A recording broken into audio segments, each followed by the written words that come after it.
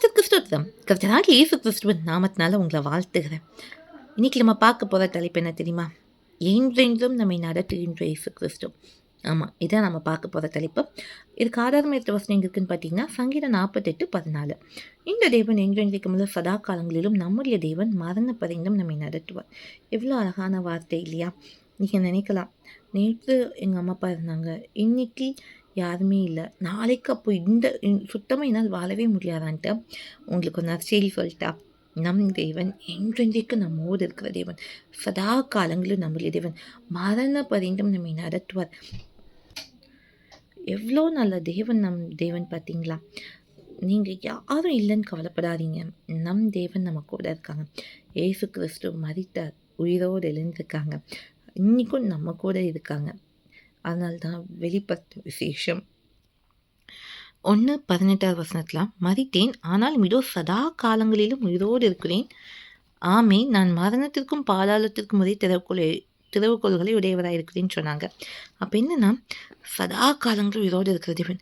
இன்னைக்கு நம்ம அம்மா அப்பா நம்ம கூட இருக்கிற மாதிரி இருக்கலாம், ஆனால் ஒரு நாள் நம்மளை விட்டு போகலாம். ஆனால் ஏசு கிறிஸ்து அப்படி கிடையாது. சதா காலங்கள் உயிரோடு இருக்கிற தேவன் நம்மளுடைய மரணப்படியும் நம்மை நடத்துவார், மறுமையிலேயே நம்மை நடத்துவார். எவ்வளோ நல்ல வாக்குத்தம் இல்லையா? அதனால் ஒருபோதும் நீங்கள் மறந்துடாதீங்க, எனக்கு யாருமே இல்லை, எனக்கு உதவி செய்ய யாருமே இல்லைன்ட்டு. நம்மை நடத்துகிற தேவன், முடிவு பாருங்க, நம்மோடு இருக்கிற தேவன் நம்ம கூட இருக்காங்க. அதனால் சந்தோஷப்பட்டு களி கூறுங்க. பிதாவானவர் ஆபிரகாம் அழைக்கும் போது 75 வயது உடையவராக இருந்தாங்க. ஆனால் அவங்க வாழ்க்கை ஃபுல்லாக அதுக்கப்புறம் நடத்தினாங்க இல்லையா? அவர் சொன்னதை செய்கிற தேவன். ஒரு நாளும் உங்களை டிக்கெட் விட மாட்டாங்க. அவர் சொன்னதை உங்கள் வாழ்க்கையில் செய்து முடிப்பார். அவர் ஆபிரகாமுக்கும் ஈசாக்கும் யாக்கோபுக்கும் மாத்திரம் தேவன் அல்ல, நமக்கும் தேவனாக இருக்கார். யாக்கோபோடு எப்படி சொன்னாங்க, நான் உனக்கு சொன்னதை செய்மலும் கைவிடலின்னு சொன்ன தேவன் நம்மளையும் கைவிட மாட்டார். என்றென்றைக்கு உயிரோடு இருக்கிற தேவனை நம்ம தொழுது கொள்கிறோம், என்றென்றும் நம்மை நடத்துகிற தேவனை நம்ம தொழுது கொள்கிறோம்.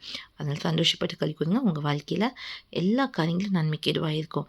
தேவன்கிட்ட அன்பு கூறுறது சகலமும் நன்மைக்கு எதுவாக நடக்குதுன்னு வேணும் சொல்லுதேன்.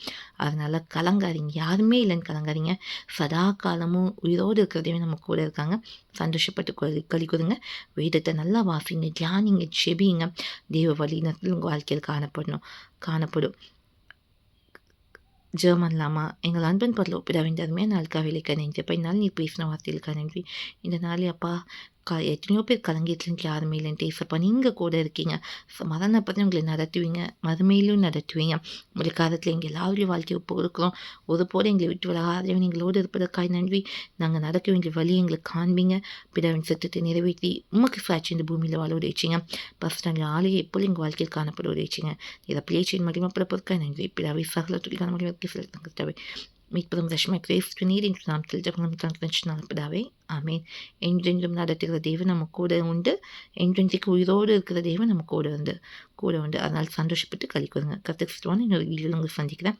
கர்த்தர் உங்களை ஆசிரிப்பதாக. ஆமேன். அல்லேலூயா.